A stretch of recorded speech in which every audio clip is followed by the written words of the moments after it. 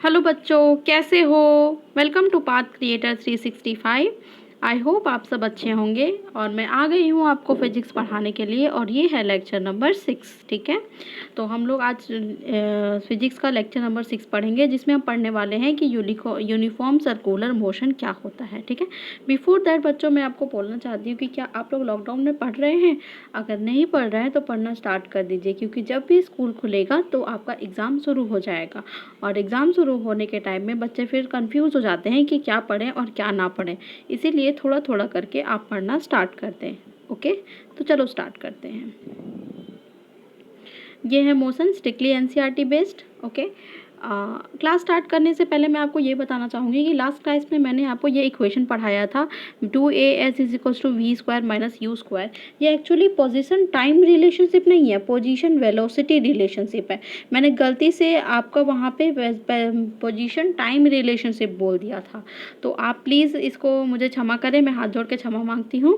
तो ये position time relationship नहीं है, पोजीशन वेलोसिटी रिलेशन है। क्योंकि एस का वी और यू के साथ रिलेशनशिप बताया जा रहा है, तो ये रिलेशनशिप जो है वो पोजीशन और वेलोसिटी रिलेशनशिप होगा। ठीक है, तो आप सब अपना करेक्शन कर लीजिएगा ना।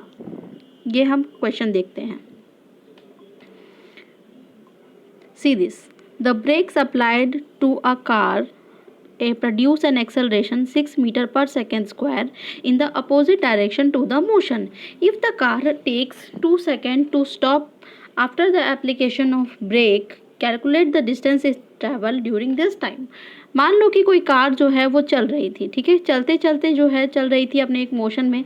अब क्या हुआ कि ब्रेक को अप्लाई कर दिया गया। ब्रेक अप्लाई करने से उसका एक्सेलरेशन क्या आएगा बच्चों, एक्सेलरेशन जो आएगा वो नेगेटिव में आएगा, पॉजिटिव में नहीं आएगा। तो हम इसको लिखेंगे -6 मीटर पर सेकेंड स्क्वायर। ठीक है, अब है टाइम इसको कितना लगा, 2 सेकेंड लगा स्टॉप करने में। तो ऐसा तो नहीं है कि ब्रेक जैसे ही मारे वो वैसे ही ब्रेक लग गया होगा, एक्चुअल में ब्रेक लगा होगा तो कुछ डिस्टेंस ट्रैवल किया होगा। तो हमें यही पता करना है कि कितना डिस्टेंस ट्रैवल किया जब ब्रेक अप्लाई किया गया था तब। तो हमें दिया हुआ है acceleration -6 metre per second square, time 2 second, और गाड़ी स्टार्ट हुई थी यानी यू कुछ वेलोसिटी होगी और फाइनली जाके स्टॉप हो गई। स्टॉप हो गई तो फाइनल वेलोसिटी क्या हो जाएगा, 0 मीटर पर सेकेंड।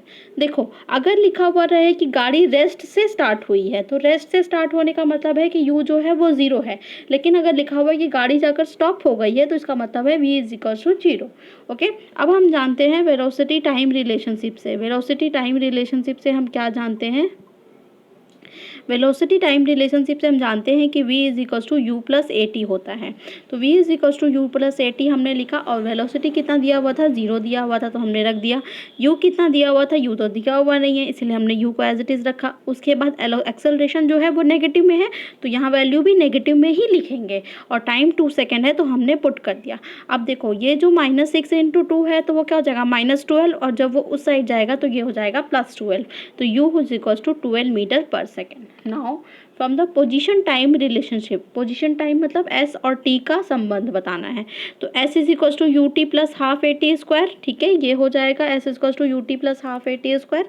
तो s की वैल्यू हमें निकालनी है। अभी हमने u कैलकुलेट किया तो u की जगह पे हमने 12 रख दिया, टाइम की जगह पे 2 रख दिया, हाफ रखा, उसके बाद एक्सेलरेशन -6 है और t यानी 2 का स्क्वायर बोलो या 2 इंटू 2 हो गया। और जब इसको सॉल्व करेंगे तो 12 इंटू 2 क्या हो जाएगा, 24 हो जाएगा, plus half into -6, half into, पहले मैं इसको रब कर देती हूँ बच्चों ताकि आपको समझने में आसानी हो जाए।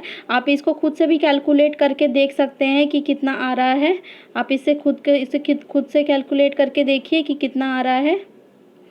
मैं आपको कैलकुलेट करके दिखाती हूँ।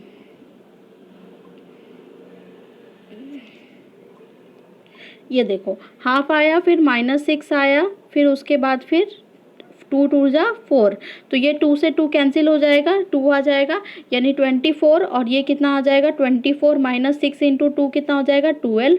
तो 24 - 12 कितना आ जाएगा, आंसर 12 आ जाएगा, 12 मीटर डिस्टेंस।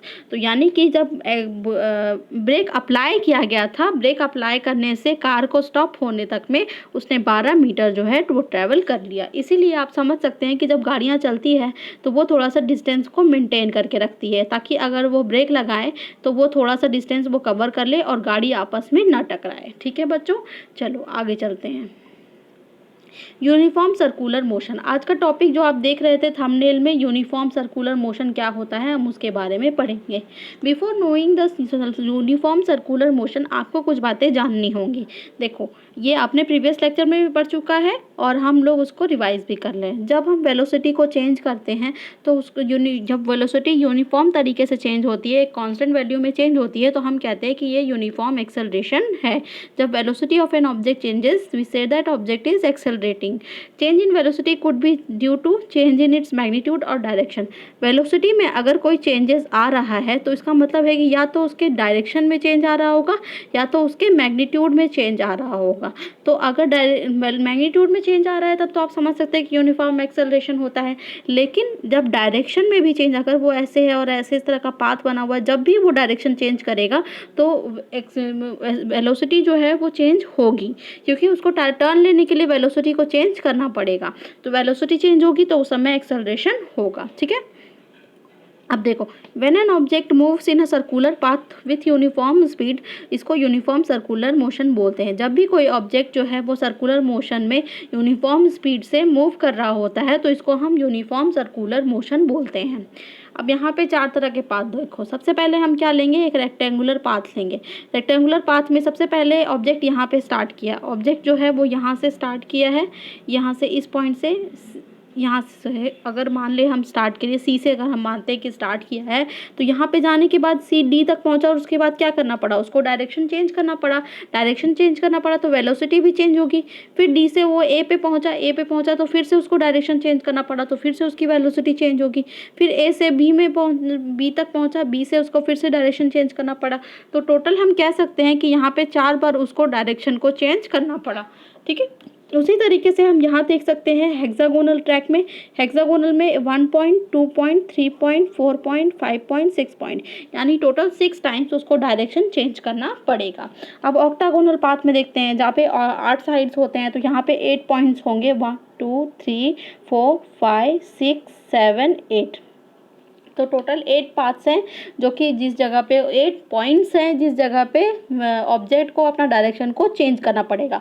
और ये बेसिकली क्या होता जा रहा है, देखो रेक्टेंगल है, फिर हेक्सागोनल है, फिर ऑक्टागोनल है, ये बेसिकली सर्कुलर मोशन बना रहा है। ठीक है, सर्कुलर मोशन में हर एक पॉइंट पे उसका वेलोसिटी जो है वो चेंज हो रहा होता है।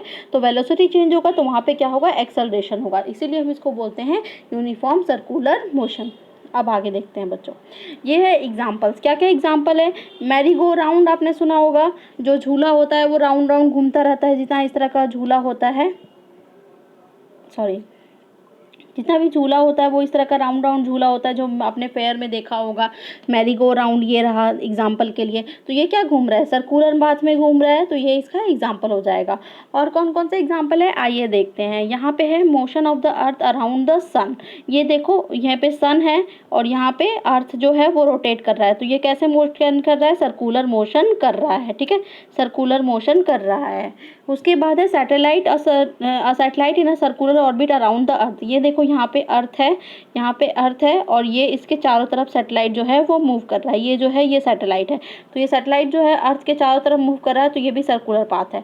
उसके बाद फिर cyclist on a circular path, circular track. ये देखो सर्कुलर ट्रैक है और उसमें साइक्लिस्ट मूव कर रहा है, तो ये सब यूनिफॉर्म सर्कुलर मोशन का एग्जाम्पल है। और मैरी गो अराउंड तो मैंने पहले ही बता दिया था। अब देखते हैं आगे। फॉर सर्कुलर पाथ, अगर सर्कुलर पाथ देखते हैं तो उसका एक सर्कल बनता है। ठीक है, उसकी एक सेंटर होती है जिसको हम ओ बोलते हैं। ठीक है, ओ बोलते हैं, और उसका एक रेडियस होता है जिसको हम आर बोलते हैं। ठीक है, क्या बोलते हैं, आर बोलते हैं। अब देखो, इसकी सरकमफेरेंस कितनी हो जाएगी, सरकमफेरेंस होगी 2 पाई आर। सरकमफेरेंस कितनी हो जाएगी, 2 पाई आर। तो हम बोल सकते हैं इसकी अगर हमें स्पीड निकालना होगा तो स्पीड इज इक्वल टू क्या होता है, डिस्टेंस अपॉन टाइम होता है।